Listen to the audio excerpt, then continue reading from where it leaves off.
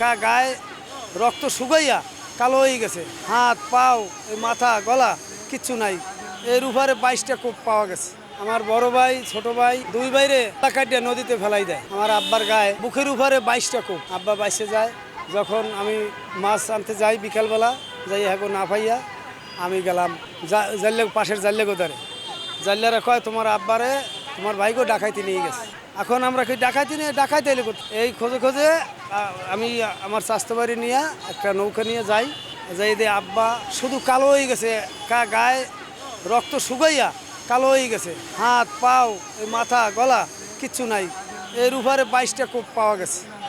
দুই ভাই আমার আব্বা বলছে অমুক অমুক, এই আসামি রব, শাহজাহান, মোশারেফ বিপি, হারুন শরীফ, সাতজনের নাম বলে গেছে। এই আসামিগো নাম বলার পরে আব্বা অজ্ঞান হয়ে গেছে। 3 দিন পরে আব্বা হুশ হয়। পটুয়াখালী হাসপাতালে আমি চিকিৎসা করাইছি। আমার এ সময় বয়স 20 বছর। আমি যখন আমার আব্বা যখন দেখি যে পরিস্থিতি মারিয়ে ফেলাবে, আব্বা সুস্থ হয়েছে, আব্বার নিয়ে পলাই চলে গেছি বাগেরহাট নিয়ে সুস্থ হওয়ার পরে চরফাসন থানায় যাইয়া এজাহার মামলায় সাক্ষী দেয়। আমার চাচা এজাহার বারেক যাই এজাহার মামলা দেয় অজ্ঞাতভাবে।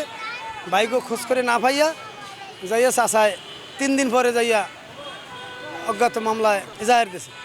আব্বারে সুস্থ করিয়া থানায় যাওয়ার পর জবানবন্দি দেওয়ার পরে কোর্টে জবানবন্দি দিয়েছে। জবানবন্দি দেওয়ার পরে এই যে জবানবন্দির কাগজ হাইকোর্টের অর্ডার দিয়েছে। এই যে আগ্রুমেন্টের আগে 3 বার স্থগিত করে দিয়েছে হাইকোর্ট থেকে। 15 বছর আর কেস স্টে ভাঙতে পারিনি, কিছু নাই, সব শেষ। তখন মা আব্বা মানে দুর্বল হয়ে গেছে, যা ছিল সব শেষ।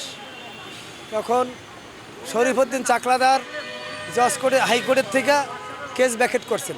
এই যে কেস ব্যাকেট করার পরে নতিয়ার এই ব্যাকেট আইনা হাইকোর্টে গুজাই দিয়েছে। আর ওই আওয়ামী লীগের সরকারের আমলের 15 বছর পাই নাই, যে মন্ত্রী আওয়ামী লীগের নেতাগো প্রভাবে গায়েব করে দিয়েছে।